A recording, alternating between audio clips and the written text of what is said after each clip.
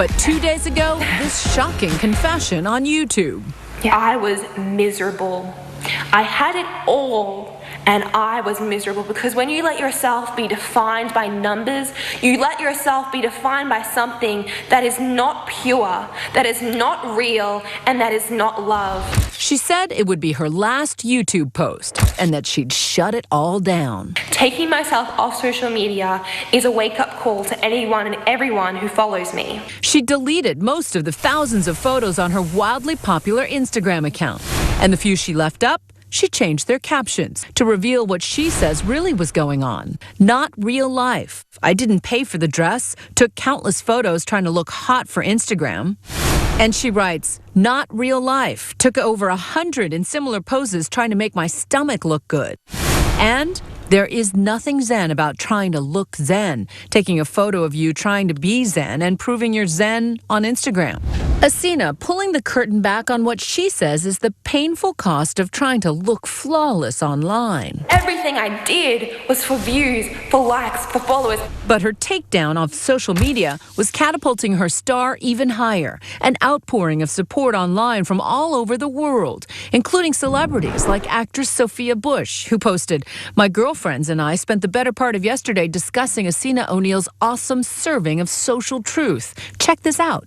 The support prompting her to make one more video post. I just feel so grateful that this is being spread, that this is actually getting out there. Essena told us via Skype from her native Australia that she never intended to create a big fuss. What I'm saying isn't revolutionary, but I just think it's a discussion worth having with how much value we put into just putting photos of ourselves online. And I think, you know, as I said, I spent 5 years wishing to be this perfect person online, and I spent 3 years every day working really hard at it. And I think if people understood just the amount of effort and time that goes into perfecting your life like that and being that consistent, then I think that wouldn't be so aspirational. I think the reality is quite sad. She started dabbling in social media as a tween in middle school. I actually used MySpace for 6 months when I was 12, and then I think I was 14. It was when Instagram came out, and I used it then.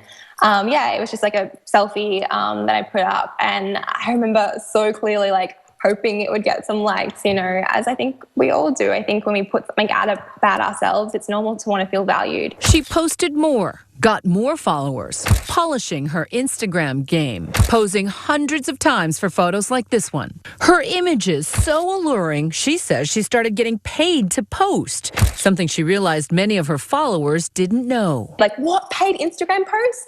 And then I was like, what? People don't know this? She says it's one of the reasons for the change of heart. Another? I guess it was talking to my sister, she's 14, and hearing about, like we were talking about, I said to her this thing where I was like, when I was your age, you know, I looked at models and I remember actually measuring my stomach and looking in the mirror thinking, am I like them? Why aren't I like them? And she burst out in tears and said, I do that. And it was just like far out, you know. This girl is standing up for other girls and giving them permission to stop trying to be so perfect online. She's saying, this is fake. What we're doing is fake, and you don't have to feel badly about yourselves because nobody can look like me without trying so hard. But not all the reaction has been so positive. Her detractors posting YouTube responses saying her regret is fake. When she says they're all miserable, who is Essena talking about? Is she talking including two of her former friends from LA, also with huge, carefully cultivated social media followings. The only reason she can spread this message of how social media is so horrible is because of social media. Some questioning her true motives because of this. If this is of value to you, then yeah, please support me because I can't afford my own real life. But she says money and publicity wasn't her goal. I don't want likes, I don't want followers, not views. You know what I mean? That was just kind of my own personal want. The pressure to present a perfect image of yourself on social media seems inescapable. On Instagram, girls feel like they have to put forward the most perfect picture of themselves. So girls will spend all day taking the perfect selfie and filtering it and making it absolutely flawless before they put it up. Social media competitiveness can create bad blood, something Instagram queen Taylor Swift, with more than 53 million followers, warns her fans about. I'm very well aware that it has never been easier to compare yourself to other people and feel like your life falls short. It's never been easier than it is in 2015.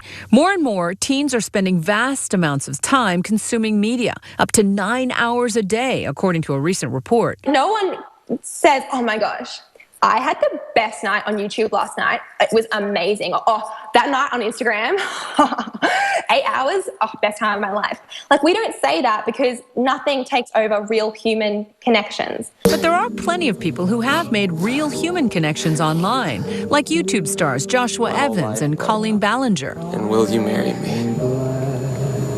Yes, of course. Whose romance has been faithfully documented for millions of viewers on YouTube. And there are plenty happily cashing in on their social media popularity, like Matthew Nazca, whose modeling career was launched thanks to his Instagram feed. But Essena says for her, a picture-perfect life is not one lived on Instagram. And that's a personal decision I've made. And I think not everyone has to do it. That's not what I'm saying, you know? She says she's now focusing on her life offline and wants her followers to do the same. I just think give yourself a break and see what happens. Experiment. Talk about it with people in your real life. Don't just sit on a phone reading articles and then replying. Talk about it to people around you. Talk about it to yourself. She's achieved her intended goal of dropping out of the fray so effectively that since this interview last night, we can't even get a hold of her.